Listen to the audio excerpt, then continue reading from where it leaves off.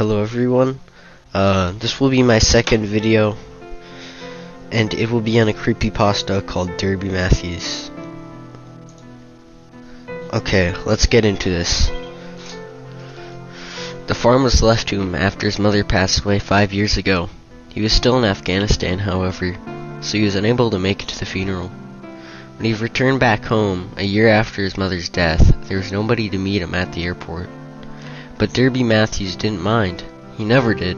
Retired now, with 15 years of military service as a field surgeon under his belt, Derby tucked himself away on the large, lonely farm for what he assumed would be the rest of his life.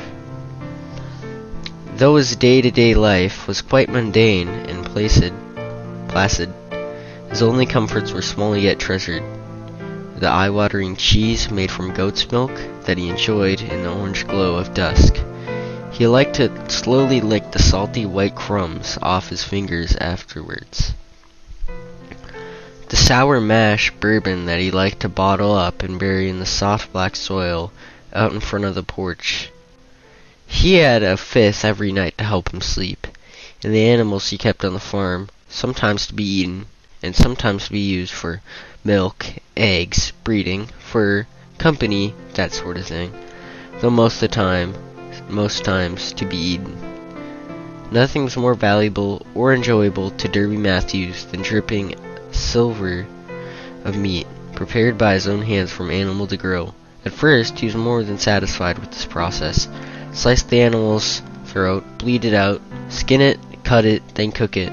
He relished the freshness of the produce, reminded him of his youth, watching his father, a red-faced and gruff muscle of a man, throwing rabbits, cows, pigs, and chickens down against the black soil in front of the porch and slowly bleed them out, their eyes always rolling madly and limbs jerking uncontrollably. A few hours later, said animal would be on the dinner table, steaming in a sea of vegetables. The slight tang of blood and earth, and the softness of the meat, is what Derby craved now, as a man. But even when he tried to speed up the process, there was always something off about the taste, a hint of sourness that soiled his stomach, a distinct lack of freshness. It wasn't until the night before winter broke over the farm in a flurry of hail, when Derby suddenly sat up, in bed, panting with sheer exhilaration. He knew what he had to do. He knew how to harness the freshness of the animal's meat.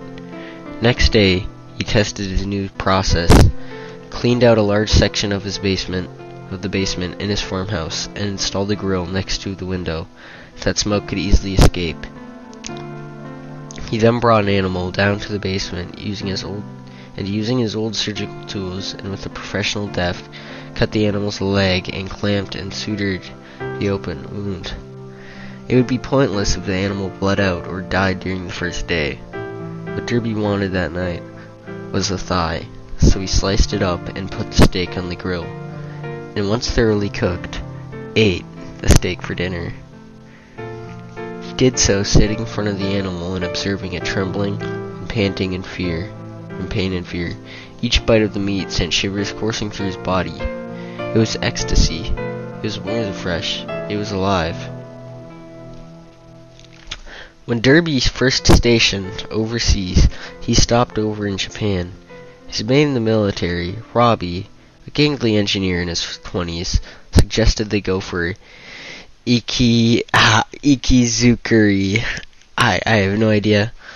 One night.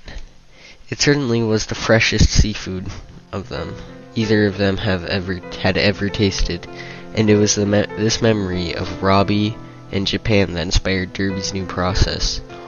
So for the next year or so, Derby would drag a new animal down into the basement every week and keep them alive as he consumed their meat in front of them. Some of them trembled and balked at him with dopey eyes, others jerked and strained against their collars. Most of them gave up after losing 2 or so limbs that end up catatonic. Their large eyes gazed and fat tongues lolling out of their mouth. Derby found that the sounds that the animals made when he cut off bits of their meat was ear-shattering and more than annoying. So he made a habit to surgically remove their vocal cords whenever he brought them to the basement. After all, the meat presented Ikizukuri styled was always silent though, still breathing and blinking, which gave Derby a small thrill. The best steak he had tasted with this new process, however, has proved to be quite a challenge. The animal was spirited and angry, and bucked against him as he dragged it down into the basement. Just the action of collaring it gave the ex-surgeon a number of tendon bruises. He had to resort to tranquilizing the damn thing 3 times when it came to removing the vocal cords, since they wouldn't stay down. The meat, though hard won, was exquisite. Derby theorized it had something to do with the spirit of the animal. The more alive the animal was, the fresher and tastier the meat would be. Following this theory, Derby tweaked his process and began pulling in younger and livelier animals. The last animal Derby ever pulled into his basement was a young thing, just beginning to fatten up as it finds its own feet against the ground. Perhaps because of its naivety, the animal followed Derby obediently down into the basement and paced silently around the large underground room, nudging at the grill and letting out huffs of air whenever it kicked up dust. Derby watched in amusement as he pulled on his apron and gloves. The removal of the vocal cords was simple and easy. Derby was beginning to get worried. This animal was so obedient and placid. It probably wouldn't taste as good as the livelier ones. He had no choice, however, but to keep going. The process had already begun. He had just finished clamping and suturing the open wound where its leg used to be. When it made a noise, Derby reeled back in shock and almost dropped his suturing tools. The animal was observing with large clear eyes, seemingly unaffected by the tranquilizer. Thinking that perhaps he had botched up the removal of the vocal cords, Derby packed away his tools and started cutting up the steak. There it was again. Derby turned to the animal, his brows furrowed, and studied it from the grill, lying at its side, panting and staring at him. Intermittent tremors racking its body. It opened its mouth and made the noise again. It was long and drawn out and strained. The animal seemed to work every muscle in its body just to make the noise. Derby felt his heart skip. He slowly knelt down in front of the animal, and then it made the noise again.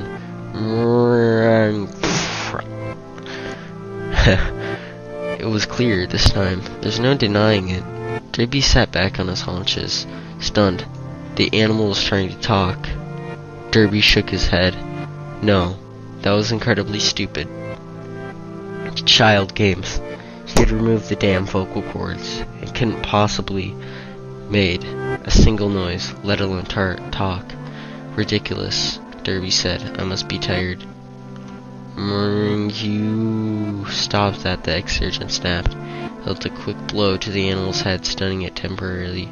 Animals don't talk. For you. The animal had quickly recovered and raised its head up to his, swaying from side to side as if in a trance, though its eyes were as clear as a still pool of water. Derby blinked stupidly, feeling increasingly unnerved. It was just a stupid animal. Why was he feeling so on edge? I forgive you. What are you? Derby said. The animal shook its head and pawed at the ground. What? Holy crap. I hope you enjoy my meat, it said. Whack. Derby drew back and met its eyes once again. They looked lighter than before.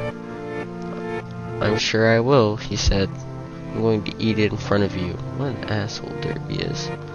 The animal moved its head up and down. Was it nodding? And said, I just pray that my brothers and sisters will be able to live happily without me. Oh.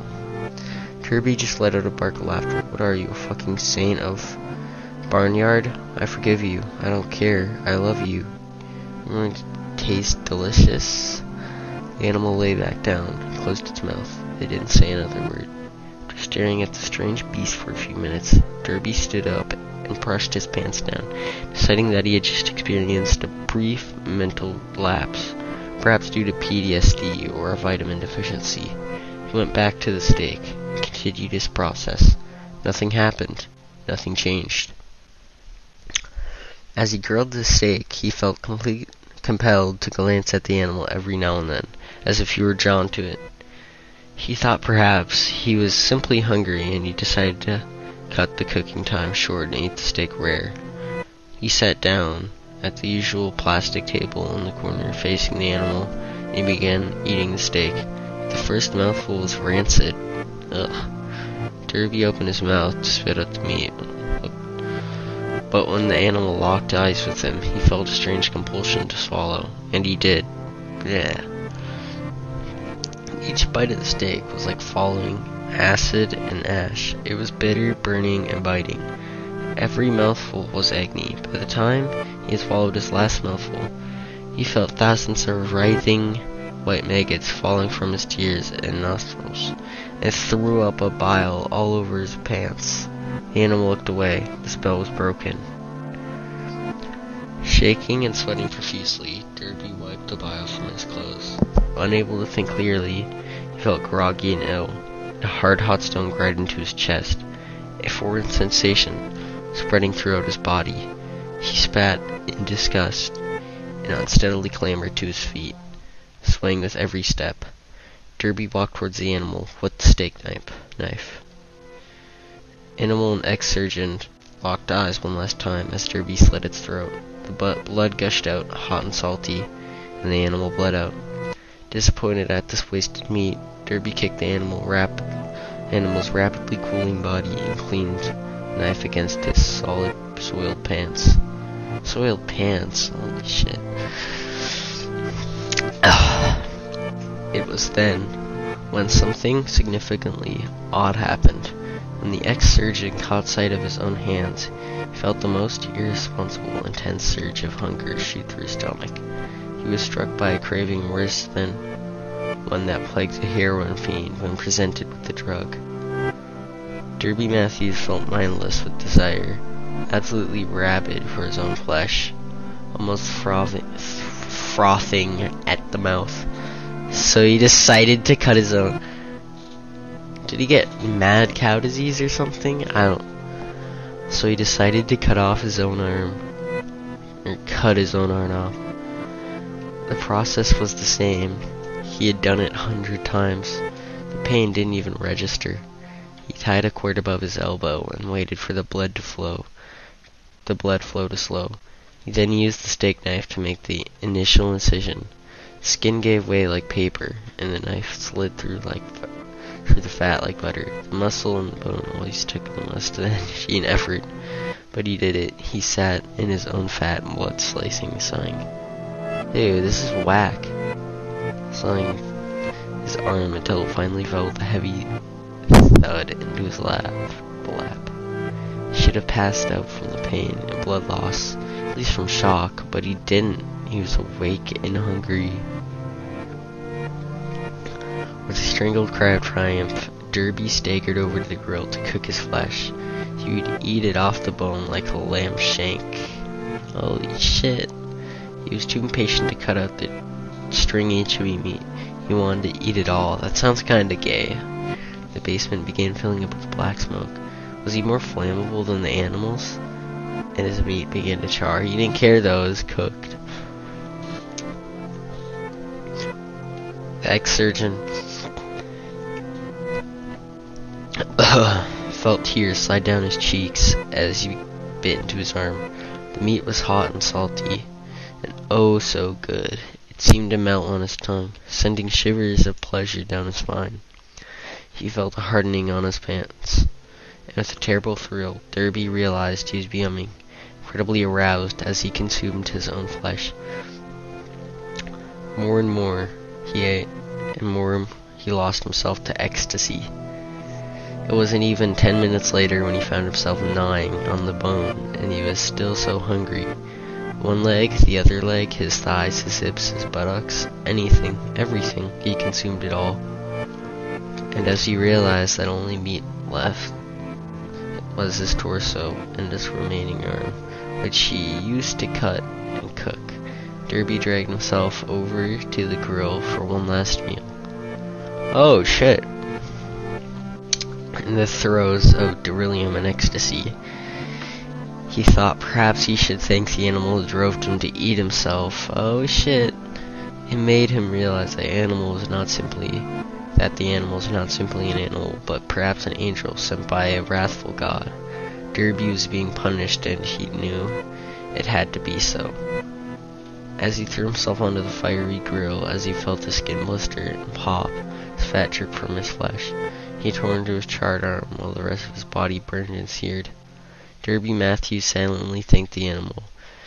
He thanked it as he ate and wept to ash. He thanked her for letting him end this way. Derby Matthews ate himself to death on the grill. And the last thing he ever saw were the crystal clear eyes of the young girl that saved his soul. Okay, so my thoughts on all of this. This was completely fucked. It was mega fucked, dude. It was not. It got to a point where it was weird.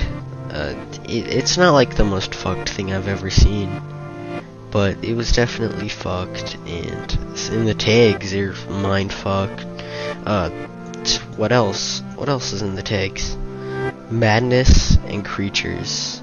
Oh, I don't know what creature. Well, technically. But yeah, guys. Hope you enjoy. And thanks for watching, gamers.